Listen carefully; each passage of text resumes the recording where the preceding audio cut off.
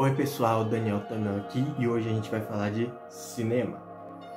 Então, um dos meus filmes favoritos dos indicados ao Oscar desse ano é Drive My Car, do Ryosuke Hamaguchi. É um filme japonês que está concorrendo na categoria de melhor filme, junto com Amor Sublime Amor, do Steven Spielberg, junto com Duna, do Denis Villeneuve, junto com Beco do Pesadelo, do Guillermo del Toro e muitos outros filmes.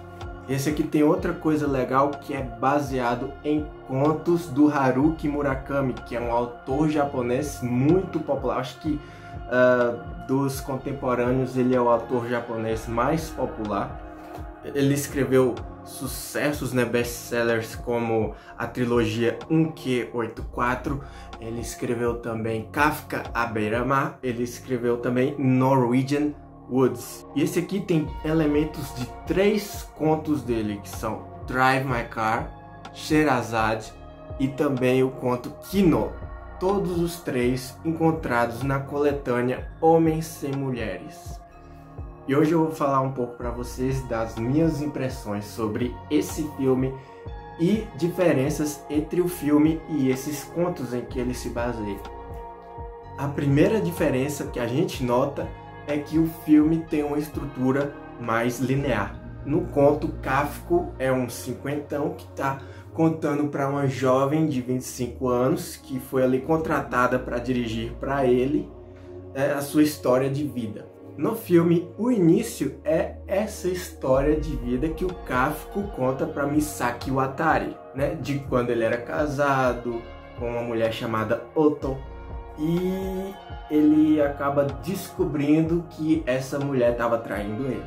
Outra diferença pequena está no carro em si, que no conto diz que é um Saab 900 amarelo e no filme é um Saab 900 vermelho. Ainda sobre a esposa de Kafka, logo no início ela é estabelecida como roteirista. No conto ela nunca foi roteirista, ela era apenas atriz. Kafka conta que ele descobre a traição da esposa dele por modos mais discretos. Já no filme ele vê a esposa dele o traindo. Vê mesmo. Então, sobre essa cena da descoberta do Kafka, que é diferente lá do conto Drive My Car, especificamente, tem 2 coisas interessantes. Que é o seguinte: primeiro, é parecido com a forma que o protagonista do conto Kino, que também se chama Kino, encontra a esposa dele traindo ele com o cara também. É outra história parecida. Que no caso do filme, a viagem do Kafka foi adiada e ele volta para casa. A esposa não esperava que ele fosse voltar. E no conto Kino acontece algo parecido. E isso conversa com a peça de Anton Chekhov, que é muito importante tanto para o filme quanto para o conto, que é a peça Tio Vanya, escrita ali no final do século XIX. Que na peça Tio Vanya tem uma cena em que o Vanya chega com um buquê de flores para entregar para Yelena. E ele encontra Yelena aos beijos com outro cara, que é o Dr. Astrov, apesar de ela ter recusado se entregar ao Astrov, só que o Vanya ali não entende na hora o que está acontecendo. Kafka e Oto estão em luto por sua filha de 4 anos. No conto, a filha viveu apenas 3 dias, mas foi o suficiente para traumatizar os dois. Aí no caso, talvez o trauma tenha sido maior, porque eles conviveram com a filhinha 4 anos. E no filme diz que antes da filha deles morrer, a Oto era atriz. E com o trauma depois da morte da filha, ela parou de ter vontade de atuar e apenas escreveu roteiros. E esses roteiros vão sendo escritos ali, ela contando as histórias pro Kafka, de uma maneira muito parecida com o que a gente tem no conto Sherazade. Esse conto é sobre uma mulher que vai se encontrando intimamente com um homem e ela vai contando histórias para ele todo dia, né, que eles têm esse encontro.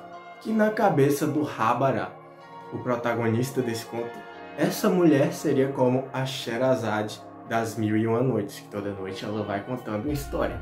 Oto, ela conta a história de uma garota que na vida passada era uma lampreia, que é a história que Sherazade contava para Habara no conto. E aí no filme tem um salto de alguns anos depois da morte de Oto, que ela teve um derrame, e Kafka descobre que ele não pode dirigir mais porque ele tem glaucoma. E o glaucoma dele no filme é no olho esquerdo, na parte esquerda, e no conto é na parte direita. Mudaram aí só para ser um pouquinho diferente. Kafka é apresentado a Tatsuki, o cara com quem a mulher dele o trairia, pela própria esposa, enquanto que no conto eles se conhecem muito depois, ali no funeral da Oto. O filme se passa em sua maioria em Hiroshima, enquanto que no conto é em Tóquio. Tem diferenças substanciais na relação do Tatsuki com Kafka no filme e no conto.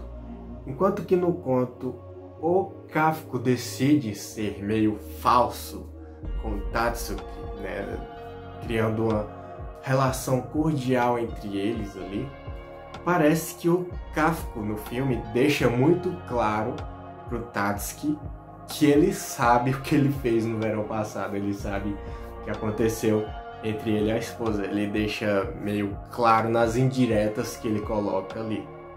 Inclusive, quem insiste no filme de se aproximar do Kafka é o próprio Tatsuki. No conto é o contrário. O Kafka quer descobrir o que a mulher dele viu no Tatsuki. E o Tatsuki no filme parece que, na minha interpretação, parece que o Tatsuki quer encontrar resquícios da Oto no Kafka. Essa é a relação entre eles. Eles querem trocar essas lembranças dessa mulher que os dois um dia já amaram. Algumas das minhas cenas favoritas nesse filme são as que têm relação com a peça do Anton Chekhov, né, a Tilvânia, que eu já mencionei. É interessante que tem uma diferença da abordagem dessa peça no conto Drive My Car e no filme Drive My Car. No conto Drive My Car é uma adaptação da peça, né, que seria na Rússia do século XIX para o Japão feudal. Nessas cenas de ensaios, a gente encontra uma pista muito importante para qual seria, né, o tema central do filme. Enquanto que na versão do conto é uma mera adaptação, nesse trata-se de uma peça no estilo multilingual, de multi-idiomas. São atores de vários países diferentes. Ali no filme a gente vê que tem atores do Japão, da China, da Coreia e da Rússia cooperando ali. Cada um interpretando o personagem em sua língua nativa.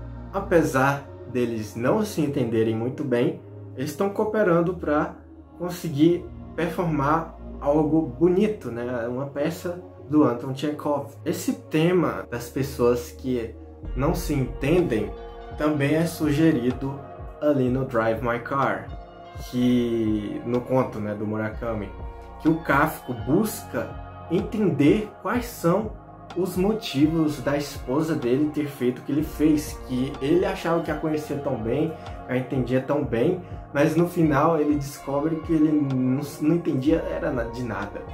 E ele vai contando isso para Misaki Watari, a motorista dele, e a Misaki diz, talvez isso não signifique nada.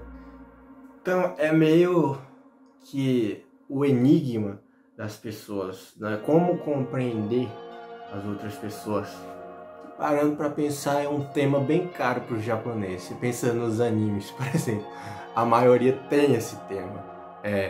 Evangelion, Naruto, eu consegui pensar nesses dois. Mas vocês provavelmente vão encontrar mais. Inclusive, é interessante que tem uma personagem que é muda e ela interpreta uma das personagens mais importantes para a peça do Chekhov, que é a Sônia.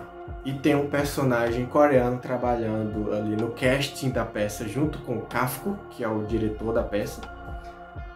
E ele fala diversas línguas, ele é o que consegue transitar melhor. Ele fala inglês, fala coreano, fala japonês e libras coreanas, né, no caso. Então, no conto Sherazade, ela conta essa história de quando ela era uma lampreia e depois em outra vida, né, a vida atual que ela tem. Quando ela era adolescente, ela entrava no quarto de um colega dela, né, para roubar coisas, deixar coisas. Ela se denomina como uma ladra do amor, né, que ela faz essa troca com o garoto, mesmo que ele não saiba. E é essa história que Otto estava contando pro Kafko no filme, que ela nunca consegue terminar. E no conto, a Sherazade também não termina. Mas aqui, Otto confia o final dessa história tão importante para ela a Tatsuki. E Tatsuki conta esse desfecho para Kafko, que é um desfecho super interessante. No filme, Tatsuki é preso por agressão, resultando em morte, qualificado como assassinato, né? E no conto não tem nada disso. E ainda há a história da Misaki Watari, que não é explorada no conto, mas no filme é bem interessante, que tem uma parte em que o Kafko e ela vão para a cidade natal dela, né? E lá ela conta que houve um desabamento, né? A casa dela desabou e a mãe dela morreu. A mãe dela tinha duas personalidades. Uma dela era super agressiva com ela, né? Que a Misaki não gostava de jeito nenhum, né? E a mãe dela acabou criando uma outra personalidade também, que é a Sachi, que é uma garotinha de 8 anos que se torna a melhor amiga de Misaki. E a Misaki, ela conta pro Kafko que ela tem um arrependimento, que na cabeça dela, ela deixou a mãe morrer.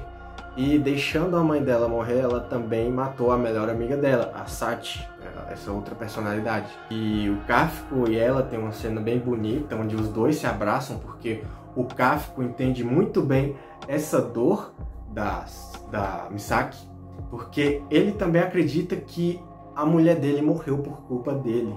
E sabe, esse encontro do Kafko com a Misaki acaba tendo uma relação com a peça Tilvânia, né? Porque Tilvânia também tem uma personagem com quem ele se identifica e tem um momento parecido, que é a Sônia, né? Que os dois têm isso em comum, de que eles dois acreditam que tiveram seus sonhos roubados. Em Tilvânia, o tema principal é a vida desperdiçada. Tanto Vanya quanto Sônia, eles têm esse vínculo também porque eles acreditam que a sua vida foi desperdiçada. Vanya diz que, sobre outras circunstâncias, ele poderia ser um homem brilhante, como Schopenhauer ou Dostoiévski. Só que, como ele viveu sua vida naquela casinha, num lugar remoto, recluso, ele não alcançou essa excelência que poderia ter demonstrado. Por sua vez, a sua sobrinha Sônia, ela não conseguiu o amor do homem que queria. E ela tem uma angústia muito grande, que é parecida com a do Vanya, que ele, por sua vez, ele queria a Helena. Mas a Helena decidiu sair daquela casa e provavelmente ele nunca mais ia ver ela. E assim como Vanya e Sônia na peça do Chekhov, Kafko e Misaki começam também a questionar as suas vidas. E a cena final da peça é os dois se abraçando e chorando. E tem o monólogo da Sônia, que é muito bonito. Uma das últimas cenas do filme é exatamente esse monólogo da Sônia, que é performado pela atriz muda. E ela vai contando aquele monólogo super lindo, escrito pelo Chekhov em libras. Então esse é o filme recomendado de hoje. Contos do Murakami também recomendadíssimos. E foi isso por hoje. Se inscreva caso você não tiver feito. Dê like se achar que deve e sinta-se livre para comentar. Até a próxima.